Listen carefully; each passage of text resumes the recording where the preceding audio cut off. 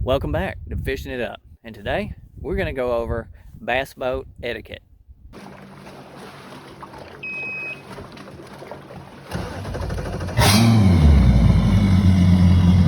This video is directed towards co-anglers or your buddies that are going out on the water with you. This will help save some headache later on when they step on your rods and bend your eyes or spill soda in your carpet or spill crackers and chips and whatever else. We're going to go over the what not to do when you ride in your buddy's boat.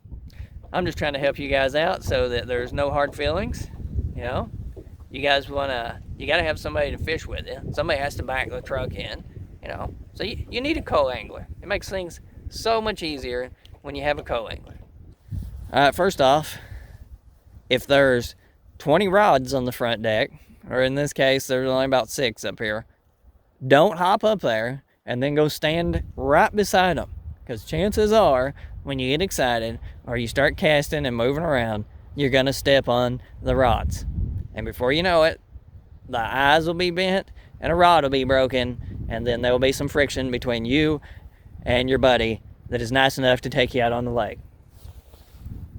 Second thing is, if the boat is beached, do your best to make sure you don't step directly onto a painted surface or a fiberglass gel coat surface with grit, mud, or sand, or whatever on the bottom of your shoes. It will scratch it.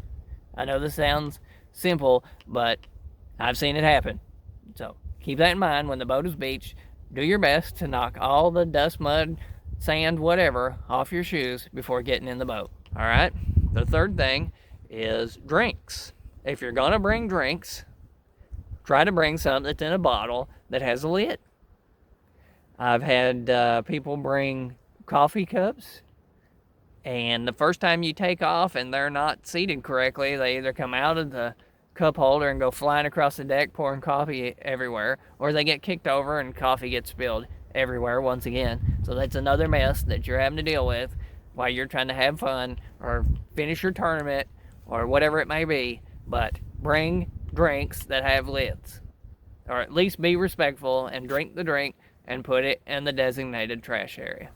Fourth, if you're gonna eat, try to bring something that doesn't explode when you bite into it, like crackers and things like that. Usually we call them crumb cakes, which cakes, Little Debbie cakes, they all kind of crumble and explode everywhere when you bite into them. So keep that in mind. If you're gonna bring food, try to bring something that is not gonna explode when you eat it, so it goes all in the carpet. Fifth thing is, if you have a buddy, you know his boat's financed, you know it's not paid for, throw some money in there when you go out. Help them pay for gas or food, the tournament fees, whatever it may be. Even if they don't ask for it, it is greatly appreciated when you just say, hey, look here, let's split this, or better yet, give them a little bit more than half, because they ultimately have more costs than you do, whether it's just those initial costs from gas and tournament fees. They also have the payment for the boat and insurance and the tow vehicle getting it there.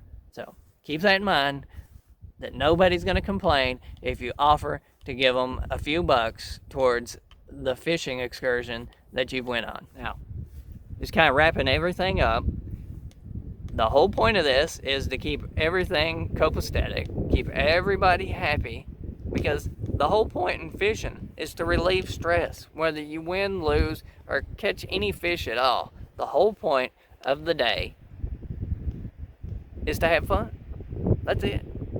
So, like, comment, and subscribe, and we'll see you next time on Fishing It Up.